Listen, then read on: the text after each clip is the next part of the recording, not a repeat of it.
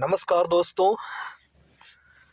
आज हम आपके लिए एक बहुत ही इम्पोर्टेंट मॉड्यूल को डिस्कस करेंगे और ये इम्पोर्टेंट टॉपिक है जो पेडागोजी से रिलेटेड है, क्योंकि केवीएस में इस बार पेडागोजी का भी पार्ट रहेगा जो कि हमेशा से रहा भी है। मतलब टीचिंग लर्निंग क्या होता है, लर्नर्स के बारे में, टीचर्स के क्या मेथड्स हैं, एडमिनिस्ट्रेशन कैसा होना चाहिए। तो बहुत सारी ये चीज़ें जो हैं हमारी एग्ज़ाम में पूछी जाएंगी, जिसको हम टीचिंग मेथडोलॉजी भी कह सकते हैं। तो यहाँ पर मैं यहाँ पे ये आपको बताने की कोशिश करूँगा। आजकल वैसे तो बहुत सारे चैनल्स हैं जहाँ पे इन सब चीज़ों को पढ़ाया जा रहा है। जब हमने किया था तो एग्ज़ाम दिया था सीटेट भी और ये केवीएस का, और भी बहुत सारे टीचिंग से रिलेटेड, तब ऐसे ऑनलाइन कोर्सेस अवेलेबल नहीं थे, न तो यूट्यूब में ऐसा कुछ था। तो हम लोगों ने अपनी एक बेसिक जो नॉलेज होता है, जो अंडरस्टैंडिंग होती है, उसका एप्लीकेशन के थ्रू क्वेश्चंस करे थे, क्योंकि ये बड़े आसान होते हैं। कुछ चीज़ें हैं, कुछ थियरीज़ हैं जिनको हमें पढ़ना होता है, कुछ क्वेश्चंस ऐसे होते हैं जिनको हम अपनी अंडरस्टैंडिंग के बेस पर कर सकते हैं। जैसे कि जब हम क्वेश्चन को सही से पढ़ते हैं, फिर उनके ऑप्शंस को देखते हैं, तो हम इन्फर कर लेते हैं कि यहाँ पे कौन सा ऑप्शन जो है सटीक है। बड़ा आसान है। तो मैं वो ट्रिक आप लोगों को बताऊंगा यहाँ पर कि ऐसे क्वेश्चंस को कैसे डील करना चाहिए। ये जो पेपर आपके सामने है जिसमें लिखा है पार्ट 2 पेडागोजी, और बहुत सारे कैंडिडेट्स डिमांड भी कर रहे थे कि क्या प्रीवियस ईयर का पेपर मिल पाएगा कहीं केवीएस का। तो ये जो पेपर है, ये 2018 में जो केवीएस का एग्ज़ाम हुआ था उसका टीजीटी का ये पेपर है। क्योंकि टीजीटी हर सब्जेक्ट का एक जैसा ही होता था अभी तक। इस बार से थोड़ा सा सब्जेक्ट कंसर्न आएगा, जो कि हर सब्जेक्ट का जो 100 नंबर का होगा वो अलग अलग होगा। तो कुल मिला के मेन मैं ये कहना चाहता हूँ, ये जो पेपर है, ये जितने भी केवीएस के एग्ज़ाम में बैठे थे टीजीटी के लिए, सबके लिए यही सारे क्वेश्चंस करने थे। अब ये इसमें 40 क्वेश्चंस हैं जो पेडागोजी से रिलेटेड है, मतलब टीचिंग लर्निंग से जो हमारी अंडरस्टैंडिंग है छात्र के प्रति, हमारे क्या कर्तव्य हैं, हमारा रोल क्या है, स्कूल के ऑर्गेनाइजेशन में हमारा क्या रोल है, मैनेजमेंट में क्या रोल है। तो ऐसी बहुत सारी चीज़ें इसमें पूछी जाती हैं। तो ये 40 क्वेश्चंस हैं इस पेपर में। तो मैं क्या करूँगा, 20 इस वीडियो में करूँगा, 20 नेक्स्ट वीडियो में। क्योंकि वीडियो जब ज़्यादा लंबा हो जाता है 1-1.5 घंटे का, तो लोग इंटरेस्टेड नहीं होते, उसको नहीं देखते हैं।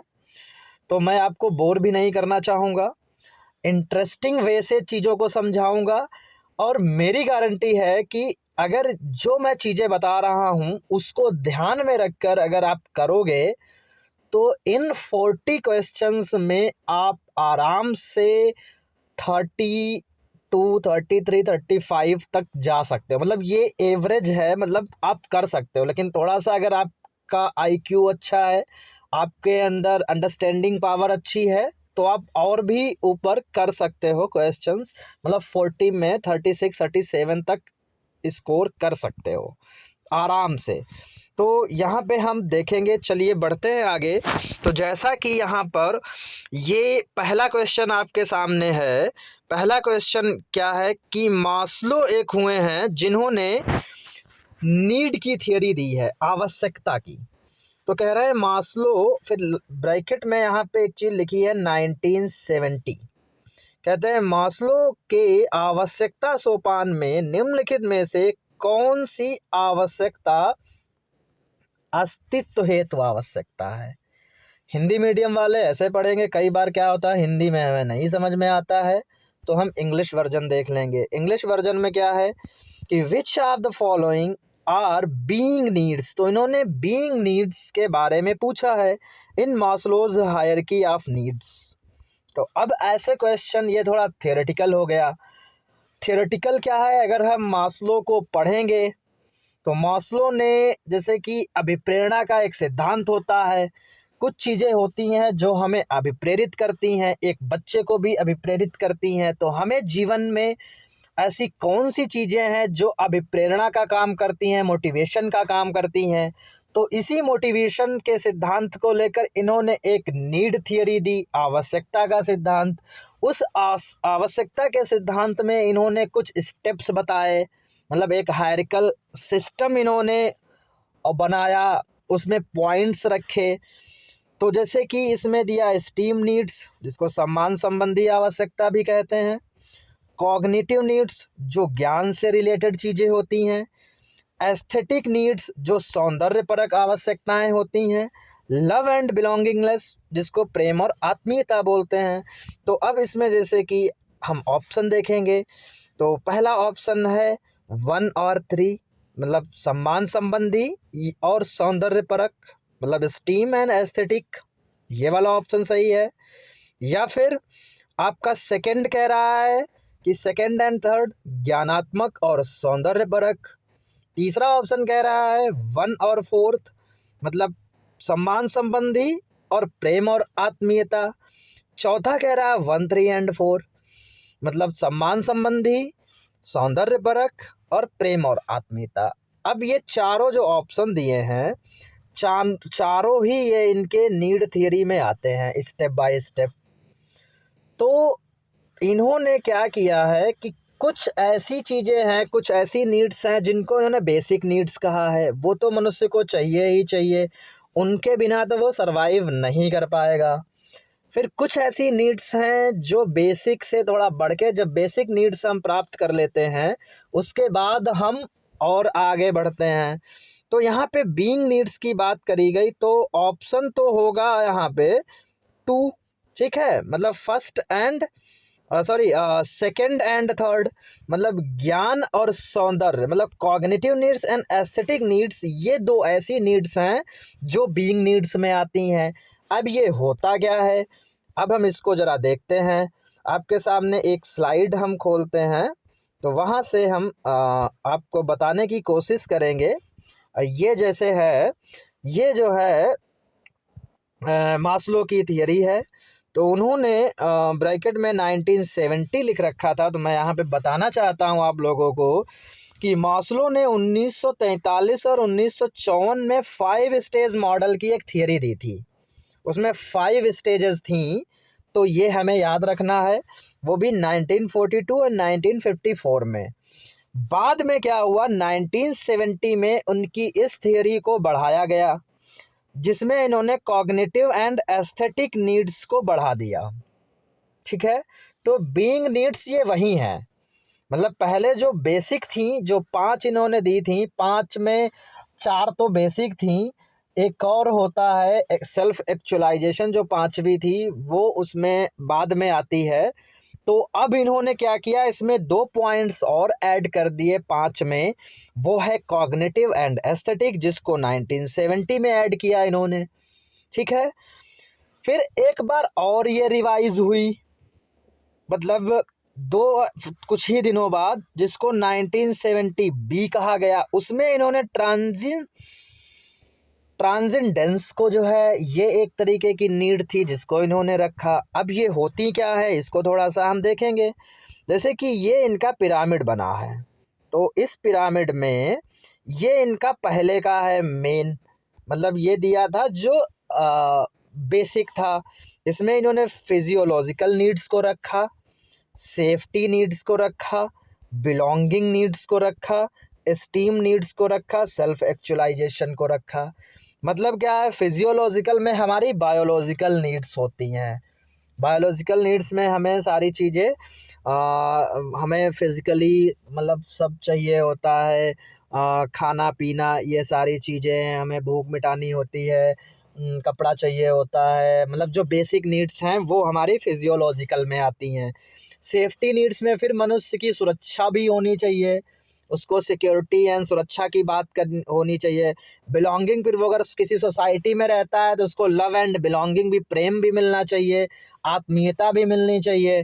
फिर एस्टीम, फिर वो सम्मान की खोज करता है। मतलब पहले, सबसे पहले वो अपनी फिजियोलॉजिकल नीड्स को फुलफ़िल करता है। जब हमारी एक बार फिजियोलॉजिकल नीड्स फुलफ़िल हो जाती हैं, फिर हम सेफ्टी नीड्स की तरफ बढ़ते हैं, अपनी सुरक्षा के आवश्यकताओं को पूरा करने की कोशिश करते हैं। फिर अब हमें समाज में थोड़ा-सा लोगों से हम संबंध अपने बनाते हैं, तो उसमें बिलॉन्गिंग नीड्स हो जाती हैं कि लव हमें मिले, क्योंकि इंसान इमोशंस उसके होते हैं, तो उससे जुड़ा होना चाहिए। फिर एस्टीम, फिर सम्मान की प्राप्ति है, तो हम अपने आगे स्टेप बढ़ाते हैं। फिर जो लास्ट है वो सेल्फ एक्चुअलाइजेशन है, अपने आप को जानना, जो कि लोग कर ही नहीं पाते हैं। ठीक है? तो इसमें जो 5 ये थी, इसमें 4 जो है बेसिक नीड्स हैं। 5वीं जो तुम्हारी यहाँ पे बीइंग नीड्स में आ सकती है, लेकिन ऑप्शन में ये नहीं थी। अब इनकी थियरी रिवाइज करी गई। ठीक है? रिवाइज करने के बाद ये इनकी थियरी में इन्होंने 2 चीज़ें ऐड कर दी। 2 क्या, 3 चीज़ें। पहले 2 ऐड करी गई 1970 में, फिर 1970 बी में ट्रांसेंडेंस को ऐड किया गया।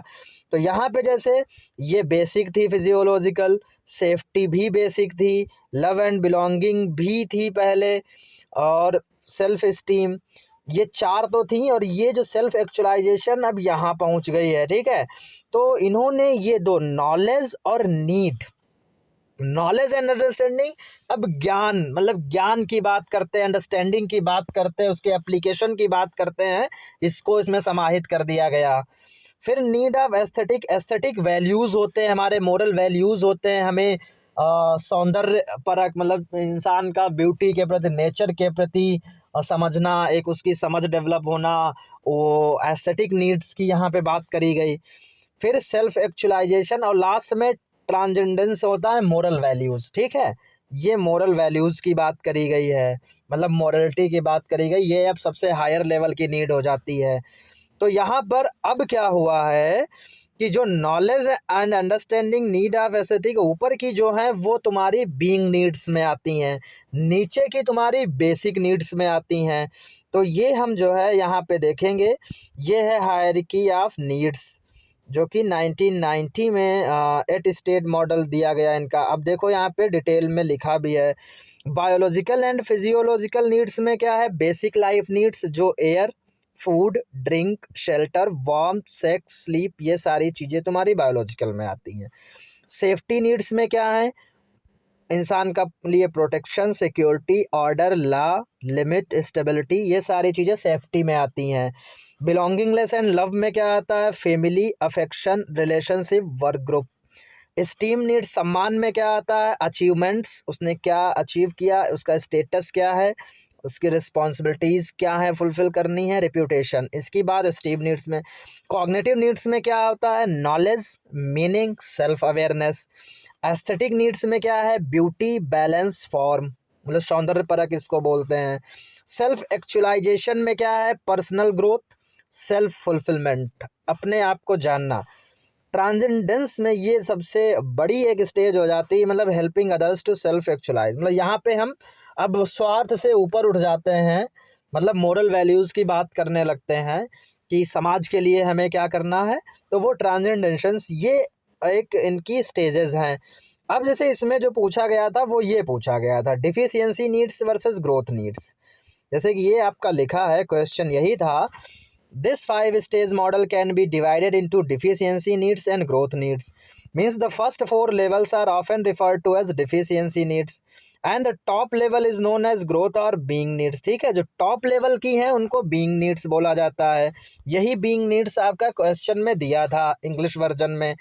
तो ये डिफिशियंसी, इनको डी नीड्स बोलते हैं, मतलब ये बेसिक हैं। जो 4 हैं वो बेसिक हैं, क्योंकि इनका 5 पहले था, मेन था वो 5 का था।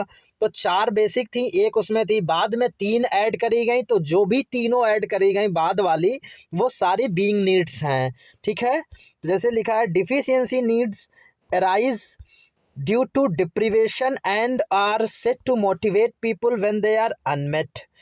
ठीक है? Also the motivation to fulfil such needs will become stronger the longer the duration they are denied. For example, the longer a person goes without food the more hungry they will become.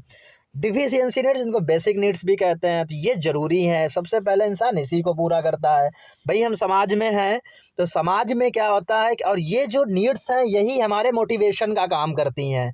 अब जैसे आपके पास खाने को नहीं है तो आप काम करोगे, तो खाने का जुगाड़ करना, खाने की व्यवस्था करना, तो वो उसने आपको मोटिवेट किया कि आप कुछ ना कुछ एक्शन करोगे। उस एक्शन को करने के बाद आप प्रयास करोगे, खाने की व्यवस्था करोगे, कहीं काम करोगे, जॉब के लिए कुछ करोगे ताकि आपके खाने पीने की व्यवस्था हो जाए। तो उसने क्या किया, आपके मोटिवेशन का काम किया, वो उसने आपको अभिप्रेरित किया। तो यही नीड की थियरी इनकी है। अगर इसको हम देख लें तो इस दुनिया में सारी चीज़ें हैं। अब क्या है, हमारी भोजन की व्यवस्था हो गई, फिर हमने मकान कर लिया, कपड़े कर लिए।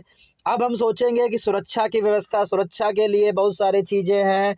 हम एक मतलब बहुत सारे आर्म्स भी रखते हैं या और भी चीज़ें हैं, सेफ्टी की बात करते हैं, घर को अच्छे तरीके से बिल्डअप करते हैं ताकि कोई आ ना जाए, तो वो सेफ्टी की हो जाती है। ठीक है, तो ऐसे ही जब हमारी एक नीड फुलफ़िल होती जाती है, हम अगली स्टेज में बढ़ते जाते हैं। तो ऐसे ही करके मतलब जब अब हमारी वो भी सेफ्टी की हो गई, फिर हम अपनी बात करेंगे सम्मान की, कि हमें सम्मान भी चाहिए समाज में। तो सम्मान के लिए हमें अच्छे-अच्छे काम करने होंगे, हमें अपना एस्टीम बनाना होगा। उसके लिए कुछ ऐसे काम हैं कि ताकि लोग हमें पहचानें, हमारी जान-पहचान बढ़े खूब, लोग हमारा अच्छा नाम लें। तो यही सारी चीज़ें हैं, ऐसे करके हम बढ़ते जाते हैं, ठीक है? तो ये नीड्स हैं। तो इस हिसाब से आई थिंक अब समझ में आ गया होगा जो क्वेश्चन इन्होंने पूछा। तो यहाँ पे जो पूछा गया है, तो हम बात करते हैं अपने उसी क्वेश्चन की ड्राइव पे आते हैं फिर से। तो यहाँ पे जैसा हमने बता दिया, जो ऊपर की है वो आपकी बीइंग नीड्स हैं। तो इसमें ऑप्शन जो है आपका डी हो जाएगा, जो कि ज्ञानात्मक और सौंदर्य परक आवश्यकताएं हैं, बाद में ये ऐड करी गई हैं। इसमें इन्होंने 1970 लिखा भी है, तो इस वजह से हमारा ऑप्शन 2 हो जाएगा। नेक्स्ट चलो बढ़ते हैं आगे। अब यहाँ पे इन्होंने दिया है क्वेश्चन, इसको समझ के करेंगे हम। पूछा है समग्र मूल्यांकन का प्रयोग आम तौर पर किसमें नहीं किया जाता है। ठीक है, स्कूल में चलते हैं फॉर्मेटिव असेसमेंट, समेटिव असेसमेंट। जैसे ये समेटिव असेसमेंट है, summative assessment is not usually used. अब ये किस में नहीं यूज होता है, तो सबसे पहले एक चीज़ हम बता दें, इसका ऑप्शन आप देख लीजिए, उपचारण होगा, रेमेडिएशन में नहीं यूज होता है। अब क्यों नहीं यूज होता है, यहाँ पे हम बात करेंगे। देखो, फॉर्मेटिव असेसमेंट और समेटिव असेसमेंट में डिफरेंस क्या है, ये समझेंगे पहले।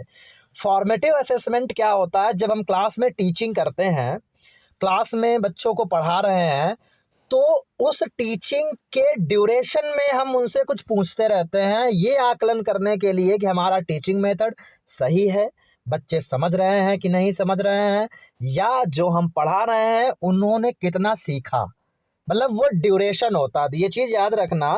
तो यहाँ पे जैसे हम लिख रहे हैं कि फॉर्मेटिव जो असेसमेंट होता है वो ड्यूरिंग, ठीक है, मतलब ये क्या होता है, ये टीचिंग लर्निंग प्रोसेस जब चल रहा होता है उसके ड्यूरिंग, उसके ड्यूरेशन में ये किया जाता है, हमें पता लगाने के लिए कि हमारी टीचिंग स्ट्रेटजी सही है कि नहीं है। तो इसका फॉर्मेटिव असेसमेंट का यूज ज़्यादातर हम उपचारण में कहते हैं, जिसको डायग्नाइज कहते हैं। डायग्नाइज भी एक तरीके का फॉर्मेटिव असेसमेंट है, जिससे हम क्या करते हैं कि पता लगाते हैं बीमारी का। बीमारी का मतलब बच्चों के बारे में कि कहाँ वो लैग कर रहे हैं, क्या चीज़ें उनको नहीं समझ में आ रही हैं।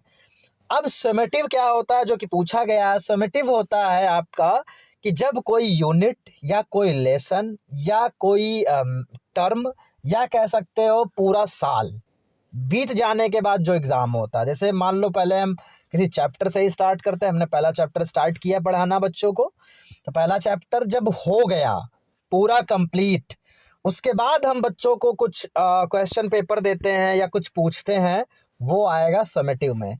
और मान लो चैप्टर हम पढ़ा रहे हैं, उसी बीच बीच में हम पूछते जा रहे हैं, तो वो आएगा फॉर्मेटिव में। अब यूनिट की बात करते हैं, जैसे कोई एक यूनिट है, उसमें 4-5 चैप्टर हैं, तो उस यूनिट के ड्यूरेशन में हम उनसे कुछ पूछते रहते हैं। क्योंकि यहाँ पे हमने पूरी यूनिट को ले लिया है, तो यूनिट के ड्यूरेशन में पूछते हैं, तो वो फॉर्मेटिव में आएगा।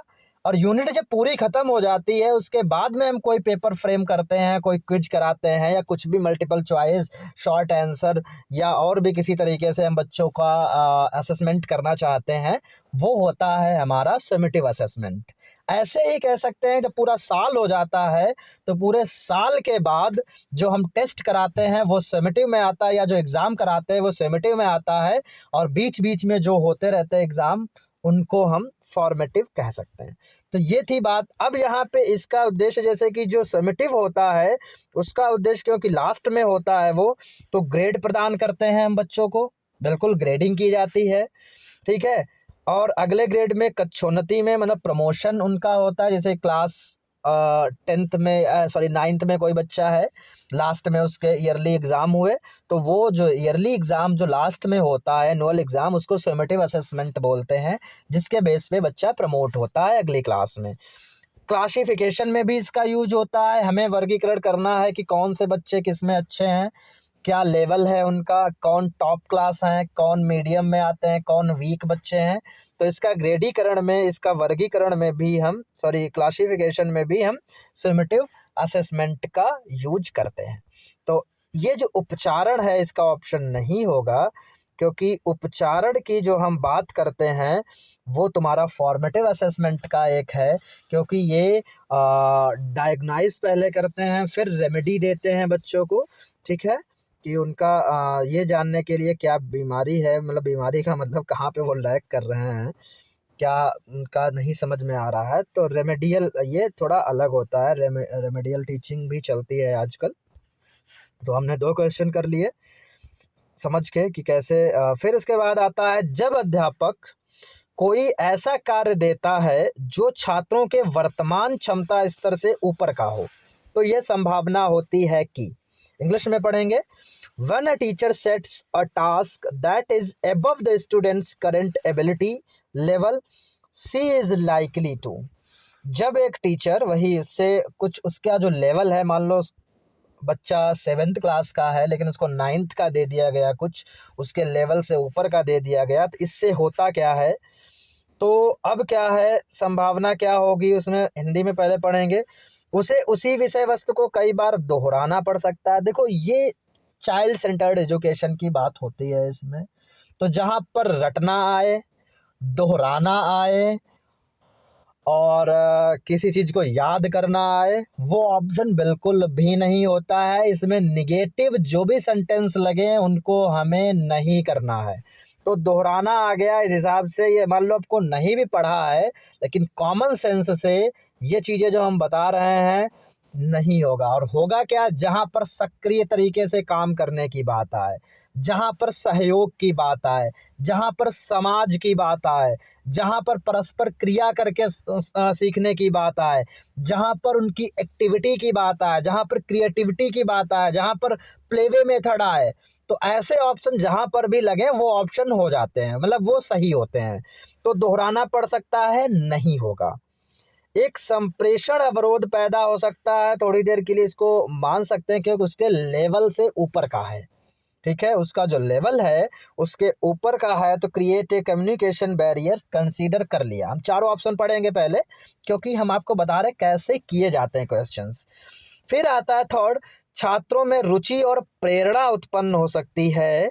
अब जैसे वैसे तो रुचि और प्रेरणा ये ऑप्शन सही होता है, मतलब ये थोड़ा पॉजिटिव ऑप्शन है, बट यहाँ पर हमारा जो क्वेश्चन है वो कह रहा है कि छात्रों के वर्तमान क्षमता स्तर से ऊपर का हो, मतलब जो उसकी लेवल है उससे ऊपर का है, तो उससे रुचि और प्रेरणा तो नहीं होगी, क्योंकि उसको समझ में ही नहीं आ रहा है, वो उसके लेवल का बिल्कुल ऊपर है, तो वो प्रेरित कैसे करेगा, उसको इंटरेस्ट भी नहीं होगा उसमें क्योंकि उसके लेवल में है ही नहीं। और शोर के प्रभाव को न्यूनतम हो सकता है। तो इसमें जो 2 ऑप्शन हैं ये बिल्कुल अलग हो गए, मतलब हम एलिमिनेशन प्रोसेस से करने की कोशिश करेंगे। हमने चारों ऑप्शंस को पढ़ा, 2 तो बिल्कुल ही मतलब अलग हैं, मतलब बिल्कुल अलग हैं। अब बचते हैं 2, दूसरा और तीसरा। तो अब यहाँ पे हमें दिमाग लगाने की कोशिश करनी है कि ये इसमें होगा क्या सही। तो जैसे कि छात्रों में रुचि और प्रेरणा उत्पन्न हो सकती है और एक संप्रेषण अवरोध पैदा हो सकता है। अब यहाँ पे इन्होंने बात कर दी है कि उसके लेवल के ऊपर का, तो लेवल के जब ऊपर का होता है थोड़ा सा वो क्रिएट से कम्युनिकेशन बैरियर करता है, मतलब थोड़ा सा बैरियर, मतलब थोड़ा सा वो रुकता है, रुकने का मतलब उसको हाइंड्रेंस के रूप में होता है वो। फिर वो अगर किसी ने अच्छे से उसको बता दिया तो ठीक है, तो थोड़ी देर के लिए इसको वो अवरोध उत्पन्न करता है। तो यहाँ पे ऑप्शन 2 जो है वो बिल्कुल सही है, ठीक है।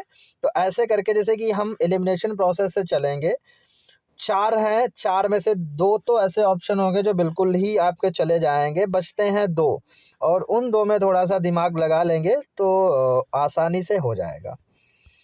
अब जैसे ये है, एक बाधित बालक निःशक्तता का तब अनुभव करता है जब, मतलब एक ऐसा है, ए चाइल्ड विद इम्पेयरमेंट में एक्सपीरियंस डिसेबिलिटी, वो डिसेबिलिटी को कब एक्सपीरियंस करेगा। तो इसके ऑप्शन पढ़ेंगे, इसमें करीब 2 तो ऑप्शन आपके ऐसे एलिमिनेट हो जाते हैं, वो मतलब होते ही नहीं है। जैसे उस अधूरे काम के लिए डांटा जाता है, तो डांटा जाना और ये सब चीज़ें बिल्कुल ही जहाँ पे आए नहीं होती हैं। उसके किसी कार्य के निष्पादन को कक्षा के अध्यापक द्वारा प्रशंसित नहीं किया जाता है, चलो मान लिया थोड़ी देर के लिए। वह ऐसे वातावरण में काम कर रहा है जो किसी काम में बालक के सफल प्रदर्शन पर प्रभाव डालता है, ठीक है। चौथा है, उसकी लगातार उन बालकों से तुलना की जाती है जो कतिपय काम में अच्छा प्रदर्शन करते हैं। तो 4 ऑप्शन है, मतलब ये कहा गया एक इम्पेयरमेंट चाइल्ड है और वो कब जो है डिसेबिलिटी को अपनी फ़ील करेगा। तो होता क्या है, जैसा कि हमारी इंक्लूसिव एजुकेशन चल रही है, तो इंक्लूसिव एजुकेशन में ये कहा गया हमें सारे बच्चों को एक साथ पढ़ाना है, चाहे वो डिसेबल हों, चाहे वो सही हो बिल्कुल फिट, हमें साथ में पढ़ाना। साथ में क्या होता है पढ़ने से, ताकि उनके अंदर हीन भावना ना आए, ठीक है। तो जैसा कि अभी बताया, जहाँ पर वातावरण की बात करी जाए कि हमारा इन्वायरमेंट का भी रोल बहुत ज़्यादा होता है हमारी टीचिंग लर्निंग में। तो हमें उस बच्चे को एनवायरनमेंट अच्छा प्रोवाइड कराना है। तो यहाँ पे ऑप्शन 3 हो जाएगा कि वो बच्चा पढ़ रहा है लेकिन उसका एनवायरनमेंट ही बेकार है स्कूल का, तो वह ऐसे वातावरण में काम कर रहा है जो किसी काम में बालक के सफल प्रदर्शन पर प्रभाव डालता है। तो बिल्कुल यही हो जाएगा, तब वो ज़रूर डिसेबल फ़ील करेगा। वो उसमें नहीं करेगा, अधूरे काम के लिए डाँटा जाता है तो डाँटना तो है ही नहीं। चौथा, जैसे उसकी लगातार उन बालकों से तुलना की जाती है जो कतिपय काम में अच्छा प्रदर्शन करते हैं। ऐसा भी नहीं क्योंकि उसको अपनी डिफ़िशियंसी पता है, क्योंकि उनके जैसा है ही नहीं। लेकिन फिर भी जो कुछ भी वो कोशिश कर रहा है सीखने की, और अगर उसके वातावरण में दिक्कत है तो ज़रूर वो फ़ेल करेगा, क्योंकि कहेगा मतलब मैं कैसे नहीं सीख पा रहा हूँ। तो ऑप्शन 3 यहाँ पे सही होगा, मतलब he she is functioning in an environment that impact child successful performance at a task. Next है, ये थोड़ा-सा रटने वाला है।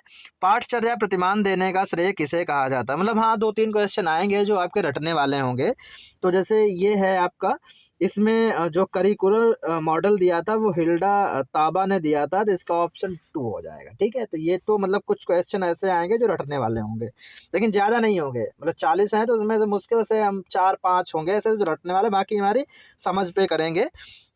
अब जैसे ये है आपका, ये भी रटने वाला ही है।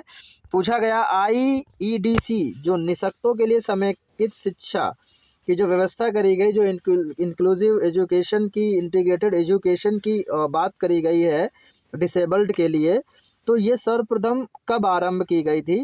तो ये भी 1970 में, ठीक है, 1970 के दशक में इसको स्टार्ट किया गया था।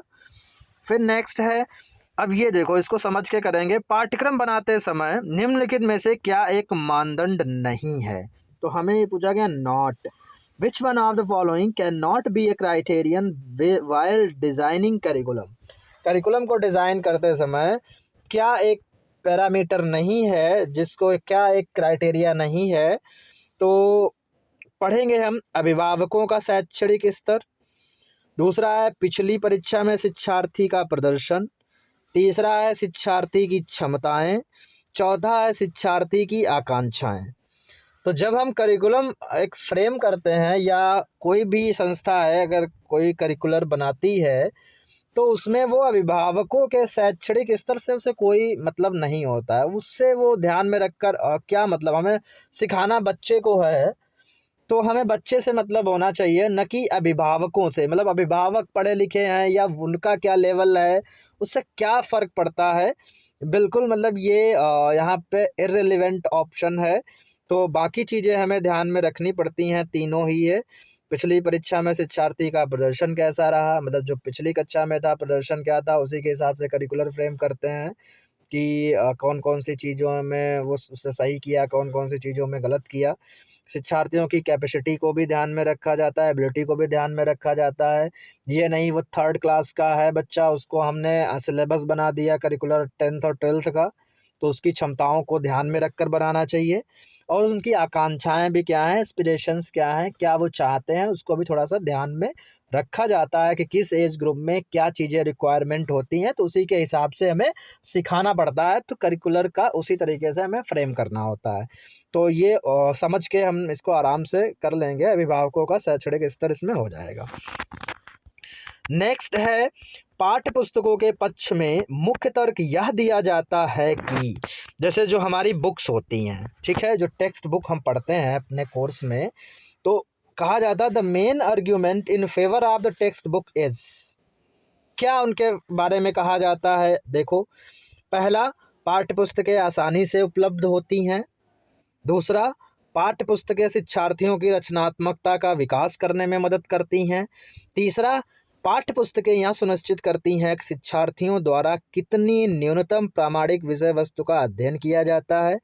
चौथा, पाठ्य पुस्तकों की लागत कम होती है। तो इसमें देखो, चौथा तो बिल्कुल बेकार लग रहा है पढ़ने से ही। लागत का क्या मतलब है यहाँ पर? पाठ्य पुस्तकें आसानी से उपलब्ध होती हैं, ऐसा भी नहीं है, मतलब ये भी इर्रेलेवेंट है। अब थोड़ा-सा पाठ्य पुस्तकें शिक्षार्थियों की रचनात्मकता का विकास करने में मदद करती है। ये इसलिए नहीं होगा क्योंकि अगर बच्चा केवल टेक्स्ट बुक को ही रटेगा, टेक्स्ट बुक को ही पढ़ेगा, तो उसकी क्रिएटिविटी फिर जाएगी कहाँ? मतलब होगा ही नहीं, क्रिएटिविटी का कोई मतलब नहीं होगा। अगर वो उन्हीं चीज़ों को पढ़ रहा है, तो रचनात्मकता में तो बिल्कुल विकास नहीं करती हैं हमारी टेक्स्ट बुक, ठीक है? तो ये भी नहीं होगा। अब ऑप्शन क्या हो जाएगा? तीसरा हो जाएगा, जिसमें कहा गया पाठ्य पुस्तकें यह सुनिश्चित करती हैं कि शिक्षार्थियों द्वारा कितनी न्यूनतम प्रामाणिक विषय वस्तु का अध्ययन किया जाता है। बिल्कुल, टेक्स्ट बुक में जो चीज़ें रखी होती, जो अच्छी टेक्स्ट बुक हैं, वो इसीलिए बुक सिलेबस में रखी जाती हैं ताकि ऑथेंटिक चीज़ें बच्चों को मिल सकें, ऑथेंटिक चीज़ें वो सीख सकें, पढ़ सकें, बस उतना ही होता है वो टेक्स्ट बुक का। बाकी क्रिएटिविटी से इतना लेना देना नहीं होता टेक्स्ट बुक का, तो इसमें थर्ड ऑप्शन हो जाएगा, ठीक है। नेक्स्ट है, अधिगम की रचनावादी दृष्टि से केंद्रीय विचार हैं। अब यहाँ पे देखेंगे कि रचनावादी होती है कंस्ट्रक्टिव थियरी, जिसे कहते हैं the central idea in constructivist views of learning are, मतलब जो रचनावादी वही है, क्रिएटिविटी की बात करते हैं, कंस्ट्रक्टिवनेस की बात करते हैं कि बच्चों में कैसे रचना का निर्माण किया जाए ताकि वो रचनात्मक बन सके, कुछ ऐसे काम कर सके। तो कौन से हैं? सबसे पहला, शिक्षार्थी अपने स्वयं का ज्ञान बनाने में सक्रिय रहते हैं। बिल्कुल, जहाँ पे सक्रियता की बात आए तो वो हमारा ऑप्शन फिट होता है, हमने स्टार्टिंग में ही बताया था कि learners are active in constructing their our own knowledge, कि अपना खुद का ज्ञान वो डेवलप करें, बिल्कुल सही बात है। छात्रों का पूर्व ज्ञान और विश्वास मुख्य आदान है। फिर तीसरा है, अध्यापकों का संकल्पनात्मक ज्ञान गहरा होता है। अध्यापक से तो बिल्कुल इसमें उनके ज्ञान से इतना ज़्यादा मतलब नहीं होता, क्योंकि हमसे कहा गया चाइल्ड सेंटर्ड एजुकेशन में कि हमें केवल बच्चे को गाइड करना है, हम केवल उसके मेंटर के रूप में काम करेंगे, हम उसको मॉनिटर करेंगे, बाकी वो अपने आप सीखेगा, बस उसको दिशा निर्देश देने हैं। फिर है, ज्ञान निर्माण में सामाजिक परस्पर क्रियाएं आवश्यक होती हैं। बिल्कुल, जहाँ पर क्रियाओं की बात करी जाए तो वो ऑप्शन हो जाता है। तो पहला और चौथा इसका करेक्ट है, तो इस हिसाब से ऑप्शन 2 हो जाता है। तो यहाँ पर 1 और 4 जो ऑप्शन 2 है वो हमारा करेक्ट होगा, ठीक है। इसका हो गया ऑप्शन 2, मतलब learners are active in constructing their own knowledge. चौथा है, social interaction are important in knowledge construction, social interaction भी होना चाहिए, जिससे वो सीखेंगे, समाज से भी बहुत कुछ सीखते हैं, अपने आप सीखेंगे, तो उसी को कंस्ट्रक्टिव थियरी बोला जाता है। फिर है नेक्स्ट, ये भी अभी एक रूल आया था, एक जियो आया था जिसको अमेंडमेंट किया गया संविधान में, तो ये भी रटने वाला है। निःशक्त व्यक्ति अधिनियम 1995 के अनुसार निःशक्त व्यक्ति वह है जो किसी निःशक्तता से कम फिर कितने प्रतिशत से पीड़ित हो, तो ये 40% होता है। 40% अगर डिसेबिलिटी उसके अंदर है तो फिर वो उसमें आ जाता है, मतलब आपके निःशक्त व्यक्ति अधिनियम के अंतर्गत उसको निःशक्त मान लिया जाता है 40%, ठीक है। और किसी चिकित्सा प्राधिकारी द्वारा विज्ञात भी किया गया हो, उसको आइडेंटिफाई भी किया हो गया हो किसी चिकित्सा प्राधिकारी द्वारा। अब देखो ये बहुत अच्छा इंटरेस्टिंग क्वेश्चन है। एक देसी शिक्षण सहायक सामग्री कैसी नहीं होती? जैसे कि टीचिंग एड्स हम लोग यूज करते हैं जब पढ़ाते हैं, तो ये आप लोगों ने किया भी होगा जब बीएड या बीटीसी जो भी किया हो, ट्रेनिंग जब आपने ली होगी, तो उस ड्यूरेशन में जब हम पढ़ाते हैं तो हमसे टीचिंग एड्स, टीचिंग मटेरियल कुछ ऐसा होता है, सहायक सामग्री जिसे बोलते हैं, तो वो कैसी नहीं होती है पूछा गया है यहाँ पे। क्योंकि देसी की बात कर रहे हैं तो ये चीज़ ध्यान रखना, देसी, ठीक है। तो देसी क्या है? पहला ऑप्शन महंगी, दूसरा दूर स्थानों से लाई गई सामग्री से निर्मित, तीसरा स्थानीय तौर पर विकसित, चौथा प्रासंगिक। अब जैसे क्या, मान लो हम क्लास में पढ़ा रहे हैं, तो क्लास में पढ़ाते समय हमें बच्चों को कुछ एग्जाम्पल देना है, कोई टीचिंग एड्स यूज करना है, अब हमें कोई एक कॉन्सेप्ट बताना है और वो बच्चों को समझाना है हमें टीचिंग एड्स के माध्यम से। तो उसमें जैसे क्या कर सकते हैं, उस समय देसी की बात करी जा रही तो उसको हम दूर से तो लाएंगे नहीं, या दूर स्थानों से लाई गई सामग्री से निर्मित वो देसी सामग्री होनी चाहिए, बिल्कुल बेकार है। हम दूर से क्या मतलब, जब देसी कहा गया तो जो चीज़ें हमें अवेलेबल होंगी हमारे आसपास उन्हीं से बच्चों को सिखाएंगे। महंगी हो सकती है वो चीज़, बिल्कुल हो सकती है महंगी। अब जैसे मोबाइल फ़ोन हमें बच्चों को बताना, बच्चों को नहीं पता, तो मेरे पास मोबाइल फ़ोन है, उसको दिखा दिया भैया ये होता है। या आसपास जो भी चीज़ें हैं हमें मान लो स्कूल है, कार है, बसेस है, महंगी भी हो सकती हैं, हमें एक उनका आइडिया डेवलप करना है तो बता दिया। या कुछ भी ऐसी चीज़ें जो कॉस्टली हैं लेकिन हमारे पास अवेलेबल हैं, हम उनको दिखा सकते हैं, तो दिखाने से वो बच्चे सीखेंगे, उनकी एक इमेज बनेगी। तो महंगी बिल्कुल हो सकती है। स्थानीय तौर पर विकसित, अब देसी की बात है तो स्थानीय तौर पर ही होंगी, हमारे जो आसपास हमें मिलेंगी, आसानी से अवेलेबल होंगी, तो ये भी हो सकती है। प्रासंगिक मतलब रेलिवेंट, जो टॉपिक पढ़ा रहा है उससे रेलिवेंट होनी चाहिए, उसी से रिलेटेड होनी चाहिए। तो ये हमारी टीचिंग एड्स ऐसी, ये तीन जो है ये हो सकती हैं। और दूर स्थानों से लाई गई सामग्री से निर्मित उसको हम देसी सहायक सामग्री नहीं मानेंगे। तो इसका जो ऑप्शन होगा वो आपका सेकंड हो जाएगा। तो ये चीज़ थोड़ा सा मतलब made of material from far away place, ठीक है। नेक्स्ट हम बढ़ते हैं, जैसे ये है पाठचर्या उपागमों में से किस उपागम में शिक्षार्थी को अधिकतम स्वतंत्रता मिलती है? क्योंकि हम बच्चों को कहते हैं उनको स्वतंत्र रूप से पढ़ाएं, स्वतंत्रता का ज़्यादा जिक्र किया गया चाइल्ड सेंटर्ड एजुकेशन में। तो जहाँ पर स्वतंत्रता की बात आ जाए तो वहाँ पे एक्शन की बात होती है, क्रिया की बात होती है, ठीक है। सब्जेक्ट सेंटर्ड अप्रोच नहीं होगा, टीचर सेंटर्ड नहीं होगा, एक्टिविटी सेंटर्ड अप्रोच बिल्कुल एक्सपीरियंस नहीं हो, क्योंकि बात करी जा रही है कि जहाँ पर बच्चे एंजॉय करें मैक्सिमम ऑटोनॉमी से, अपने आप सीखें, वो जहाँ पर उनको एक ऐसा वातावरण दिया जाए कि अपने आप कार्य करें, उनको स्वतंत्रता मिलनी चाहिए इस बात की। तो ऑप्शन हो जाएगा एक्टिविटी सेंटर्ड अप्रोच, ठीक है। फिर उसके बाद नेक्स्ट है, प्रभावी संप्रेषण को प्रोत्साहित करने के लिए सर्वाधिक महत्वपूर्ण कौशल कौन सा है? मतलब which is the most important skill to promote effective communication. मतलब इफेक्टिव कम्युनिकेशन के लिए सबसे जो है कौन सी ऐसी स्किल है इम्पोर्टेंट जो ज़रूरी है? तो जैसे कम्युनिकेशन का मतलब क्या होता है, हम इंटरेक्शन करते हैं, सुनते हैं फिर उसका जवाब देते हैं, उसको इफ़ेक्टिव कम्युनिकेशन बोलते हैं। तो जैसे मान लो हम किसी से कम्युनिकेशन कर रहे हैं, तो सबसे पहले क्या होता है, उसने जो कहा उसको हम सुनेंगे, तभी तो हम रिएक्ट करेंगे। या उसने कुछ कहा हमसे, किसी चीज़ पे टॉपिक चला, डिस्कशन चल रहा, जब हम उसको सुनेंगे फिर हम अपने आइडियाज़ रखेंगे।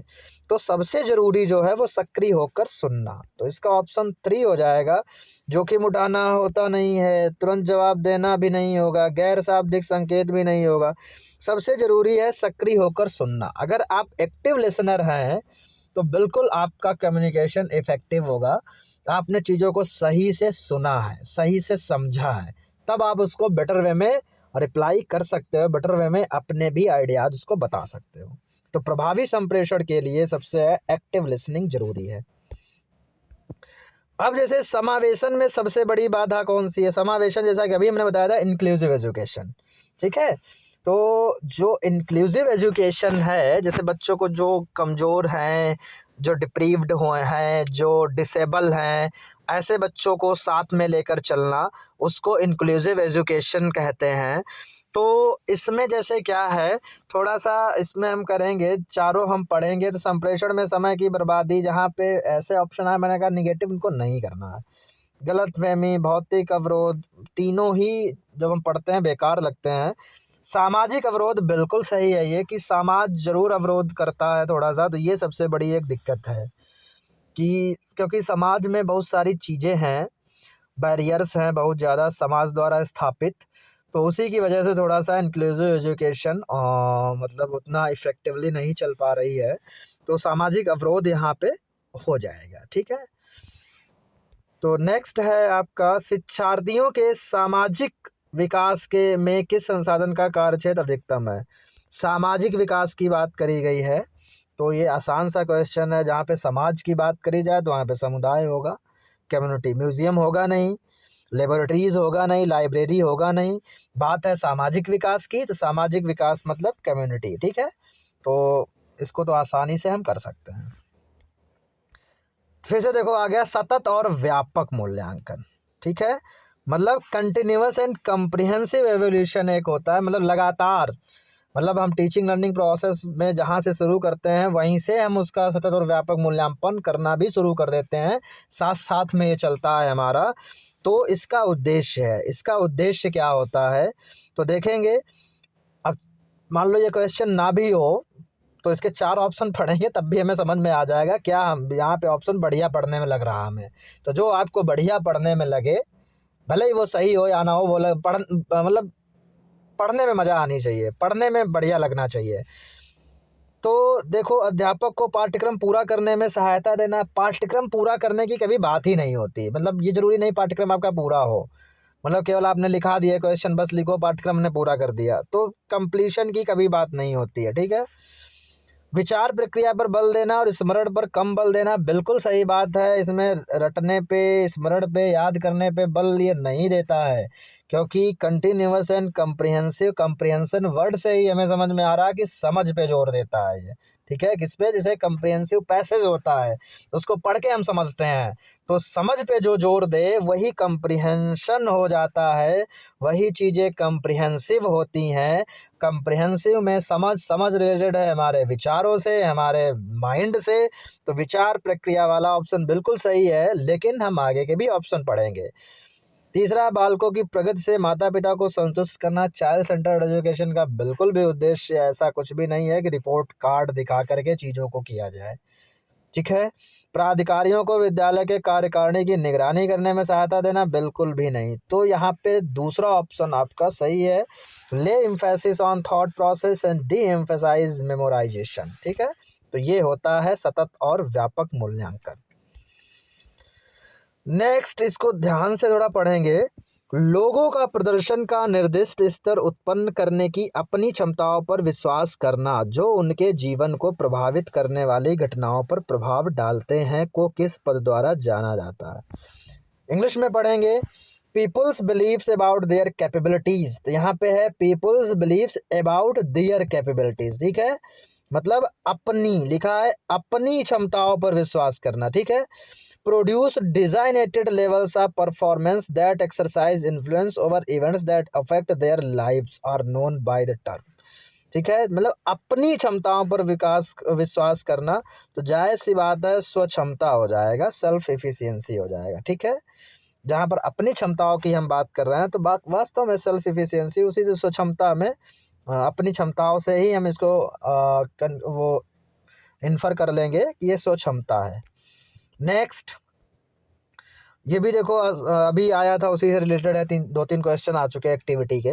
करके सीखना और अपनी क्रिया के परिणामों का अनुभव कहलाता है। Means learning by doing and experiencing the consequences of your actions. आपने खुद करके देखा तो वो इनएक्टिविटी अधिगम हो जाएगा। इनएक्टिव मतलब हमने काम करके किया है, एक्टिविटी करके किया है, सक्रिय अनुकूलन होगा नहीं, प्रतिस्थ अधिगम होगा नहीं, समस्या समाधान होगा नहीं। जहाँ पे एक्टिविटी की बात आ रही है, लर्निंग बाय डूइंग, तो एक्टिविटी हो। नेक्स्ट है, दृष्टिबाधित बालक किसकी सहायता से अधिकाधिक सीख सकता है। ठीक है, क्या है? दृष्टिबाधित बालक किसकी सहायता से अधिकाधिक सीख सकता है? ऐसा बच्चा है जो मान लो दृष्टिबाधित है। ठीक है, मतलब a child with visual impairment, वो देख नहीं सकता, तो वो कैसे ज़्यादातर सीखेगा?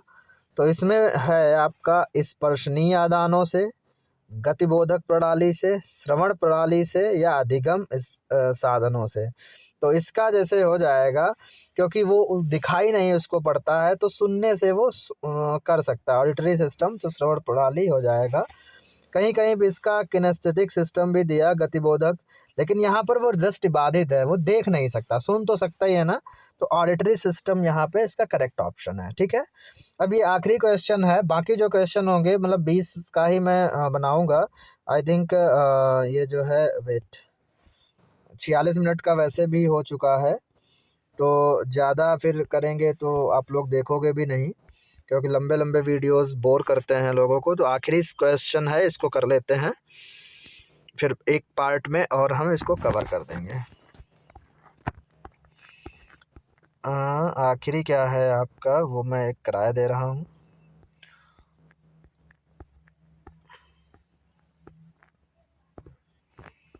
ये है, अधिकतम प्रभाविता के लिए यह आवश्यक है कि अनुक्रिया का पुनर्बलन।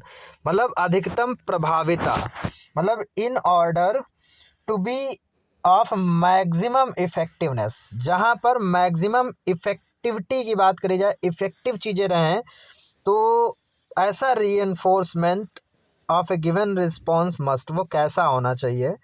तो पहला है, follow immediately upon the response, तुरंत आना चाहिए रिस्पॉन्स के बाद, या proceed rather than follow to respond, जो है अनुक्रिया के पहले होना चाहिए न कि बाद में।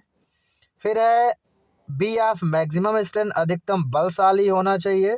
चौथा है, involve simultaneous reward of correct responses and punishment of incorrect ones. इसमें सही अनुक्रियाओं को पुरस्कृत व गलत अनुक्रियाओं को दंडित साथ साथ किया जाना चाहिए। तो जब हम इसको पढ़ेंगे तो अनुक्रिया के पहले होना चाहिए न कि बाद में, टू तो होगा नहीं। ठीक है, क्योंकि हम कर रहे हैं बात अनुक्रिया का पुनर्बलन, वो भी अधिकतम प्रभावी से। तो अनुक्रिया के पहले अगर कोई रिस्पॉन्स दे रहा है, अभी कुछ एक्टिविटी हुई ही नहीं है, तो वो तो बेकार है ना। जब एक्टिविटी कुछ होती है, हमने कुछ कहा, तो उस पर रिएक्शन आना चाहिए, न कि हम कुछ कहने जा रहे हैं उसके पहले ही रिएक्शन आ गया। तो अनुक्रिया के पहले होना चाहिए, न कि बाद में, नहीं होगा। अधिकतम बलशाली होना चाहिए, नहीं होगा। तो 2 ऑप्शन तो खारिज ही हो जाते हैं। अब बचे हैं 2, अनुक्रिया के तुरंत पश्चात होना चाहिए, या फिर इसमें सही अनुक्रियाओं को पुरस्कृत व गलत अनुक्रियाओं को दंडित साथ साथ किया जाना चाहिए। तो एक चीज़ याद कर लो, मैं आपको बता रहा हूँ, जहाँ पर पुरस्कार और दंड की बात आए और दंड शामिल हो, तो वो ऑप्शन नहीं होता है। तो पुरस्कार दंड की बात बिल्कुल नहीं करेंगे हम। तो इसका ऑप्शन ए सही हो जाएगा, जिसका है अनुक्रिया के तुरंत पश्चात होना चाहिए। हमने कोई एक्टिविटी करी, उसके तुरंत बाद आप उसका रिएक्ट करो, तो इसमें ऑप्शन ए इसका सही हो जाएगा। ठीक है, तो ये 20 क्वेश्चन हमने किए हैं। अब जो है 20 और बचे हैं इसी पेपर के, वो हम नेक्स्ट वीडियो में करेंगे। तब तक के लिए आप इसको देखिए, और अगर आपको लगता है इसमें कुछ चीज़ नहीं समझ में आई है, या कुछ कॉन्सेप्ट जो नहीं क्लियर हुआ, तो उसको बताइए, तो थोड़ा सा हम उन चीज़ों को ध्यान में और रख करके अगला वीडियो बनाएंगे। तो कमेंट ज़रूर करिएगा, मतलब थोड़ा सा बताने के लिए कि समझ में आया या नहीं आया। तो ये चीज़ें हमें ध्यान में रख कर करनी है। ठीक है, क्वेश्चन को ध्यान से पढ़ना है, उनके चारों आंसर्स को ध्यान में पढ़ना है। आपके 2 तो आंसर ऑटोमेटिक एलिमिनेट हो जाते हैं, 2 बचते हैं, 2 में थोड़ा-सा दिमाग लगा लीजिए, हो जाएगा। मतलब मैंने कभी कोचिंग नहीं करी इन सब चीज़ों की, अब तो कोचिंग थी भी नहीं तब, अब ये थोड़ा-सा कोविड के बाद से ऑनलाइन ये चल रहा है बहुत ज़्यादा। लोग बहुत सारे ये मतलब पढ़ाते हैं पेडागोजी वगैरह। मैंने उस समय कोचिंग भी नहीं करी थी, फिर भी पेडागोजी में मेरे हमेशा 30 में 26, 25 ऐसे नंबर आते थे। मतलब मेरे यूपी टेट में 150 में मैंने 128 मतलब नंबर मैं लाया था। सीटेट में उस समय लोग पास नहीं होते थे, 1-2% रिज़ल्ट जाता था। और बहुत पहले तो जब 2011 में हुआ था तो पॉइंट में रिज़ल्ट गया था, 1% भी रिज़ल्ट नहीं गया था। तो उस समय जो है मेरे 115 नंबर थे सीटेट में। और अब तो मान लो रिज़ल्ट भी बढ़ा है और कई सारे रिसोर्सेज़ भी बढ़े हैं पढ़ने के। तो थोड़ा-सा दिमाग का यूज़ करेंगे हम, चीज़ों को समझेंगे और कर लेंगे, ठीक है? तो मिलते हैं नेक्स्ट वीडियो में।